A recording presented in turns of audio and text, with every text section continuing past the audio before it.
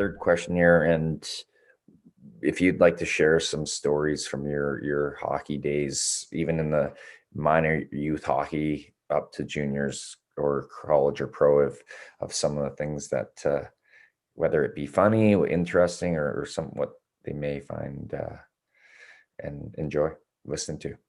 Well, like I was planning on kind of sharing some of those, like my first pro game, like just that whole, how I traveled overnight and didn't think I was going to play. I mean, those are some of the stories that really, I've kind of went through those, trying to think if I have. Yeah, well, fly down to Quinnipiac. That's another one. Thanks, Wander. That's what I needed there. I was having drawing a little bit of a blank, but I know the Jones boys, the Jones twins were on your podcast here a few weeks prior, which those two kids they're amazing athletes, amazing people. We played in Vernon together, and we ended up it was a weird thing. We ended up just really having a good relationship, and I was a year or 2 years older than them, and we just kind of decided we wanted to go the same path, and we were going to go on fly downs together, and we kind of ended up being a package deal. So we were talking to Quinnipiac. We had a fly down with them. We were talking to who else was there? There was Ohio State. We were talking to like Michigan Tech. I think maybe Western Michigan, Omaha, Nebraska, whatever. The first fly down we decided, I think maybe the Jones boys went on one fly down without me. And then we went to Quinnipiac together. It was a pretty funny experience. I mean, coming from playing juniors, I mean, there wasn't really much going on in Vernon, to be honest. So we went there and just seeing like the new rink they had built and just getting to hang out with the guys. We went out a little bit and had some fun and just seeing, the college lifestyle. Like I remember, I think we had 2 or 3 fly downs booked. You can do 5. And I remember it was maybe after night 1 or 2, we got back to the hotel pretty late and we were like, this is where we're going. I mean, and we ended up canceling the rest of our fly downs. It felt right. The program was up and coming, and then we knew that we'd be able to come in and play right away, which is really what happened. A lot of times, you go to like a Michigan State, you go to one of those, North Dakota, like you don't play your first 2 years unless you're a draft pick or a highly touted player coming in. It's hard to get into the lineup. So we like the fact of Quinnipiac being able to have the chance to play right away, which ended up being the case, not only for myself, but for the Jones boys. And that was definitely a fun experience. I would suggest, like for players, when you get chances to do other fly-ons, go see them. Why not? It's good to kind of play out your options, but at the same time, trust your gut, man. Like the twins and I, we trusted our gut, and it ended up working out really well for us.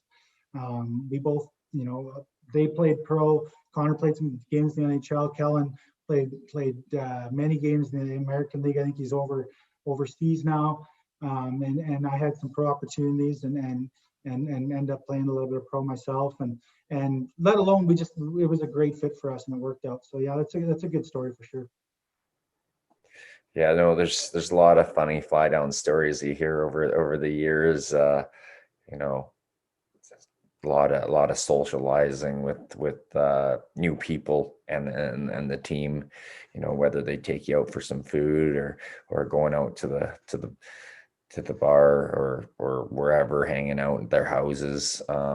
Sometimes guys sleeping through the alarm and they got to meet coach or that's another part of that.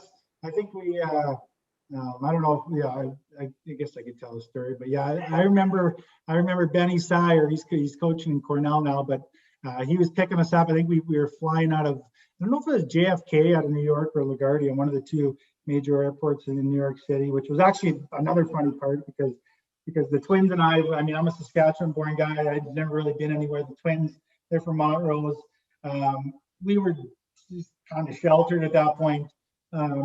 Flying into JF or LaGuardia or JFK and just being right in New York and just like the horns, and we were like, wow, this is crazy.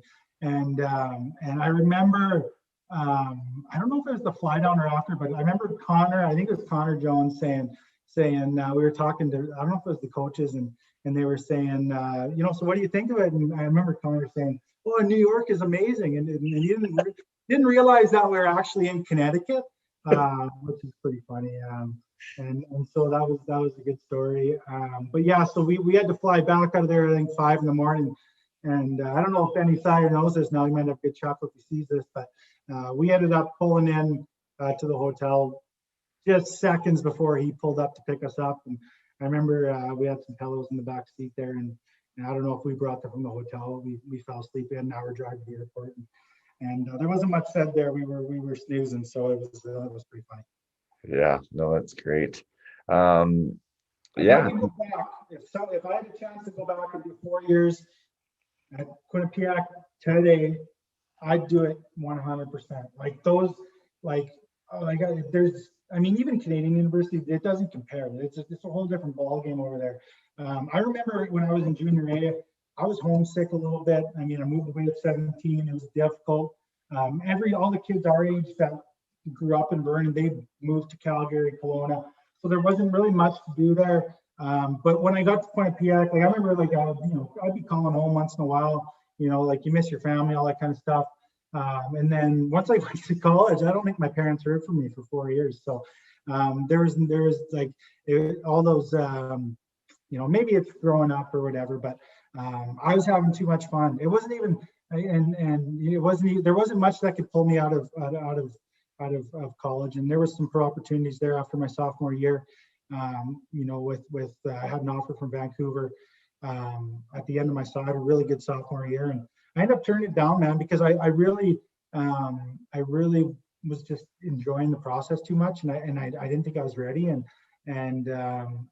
that's a choice a lot of people might think you regret, because I never ended up getting that deal back, because I didn't have a year like I had sophomore year and following years, but like I said, you couldn't steer me away from that experience, and I knew that no matter what the dollar signs were on signing that contract, I knew that I had 2 years left that was worth about $100K of schooling, and I knew that the physical aspect of the game and the way that I like to play, which was aggressive, hard, and putting it all on the line every night, I knew that there's a chance I wasn't going to be able to play, and that ended up being the case. And I didn't want to have to go play pro and then be sitting there without a degree to back up on. So I finished my school, and yeah, the pro hockey thing didn't work out for me in the long run. But if you look at it now and what I'm doing and the fact that I found my passion, I made the right decision. So, yeah, I'm happy with that.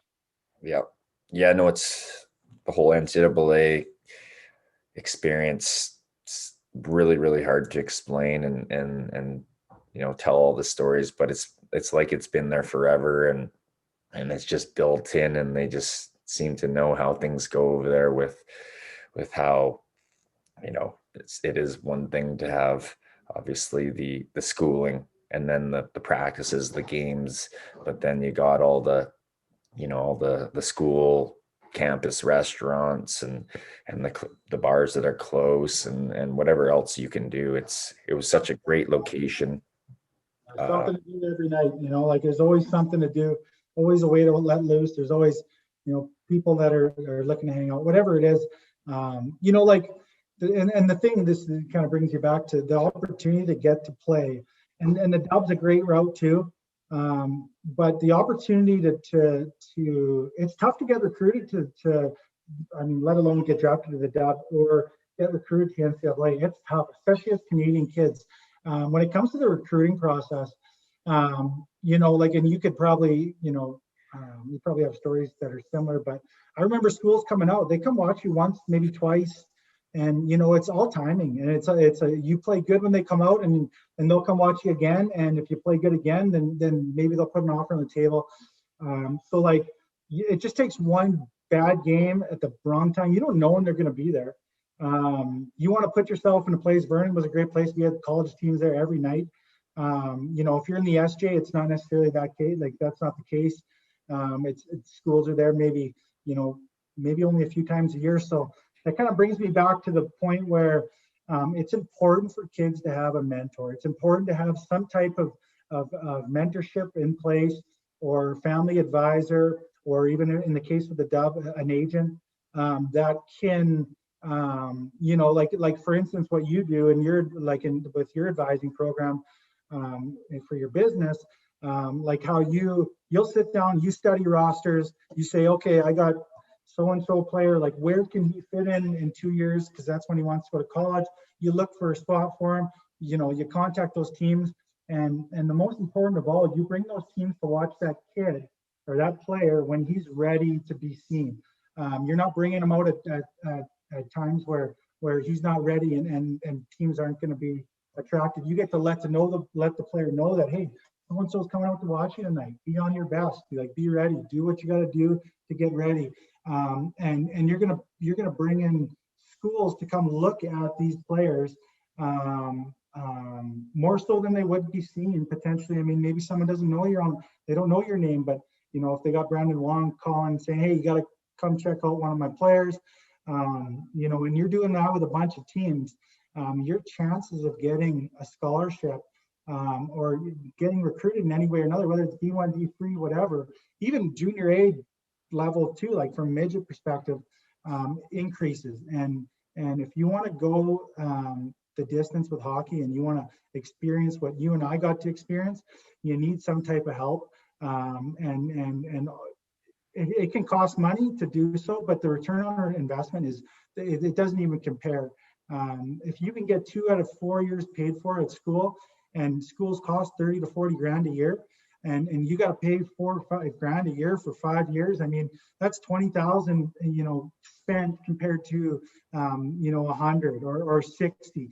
So the rate of return there is huge, and it's going to save you money in the long run and give your kids opportunities. So it's a good little message for the parents. Yeah, no, thanks for sharing that. As you have some experience within the hockey advising business and the skills. So you know, probably another conversation for another day, hoping to bring back on the guests again. Yeah, thank you very much for sharing all the experiences and educating all these players, parents, and coaches. And yeah.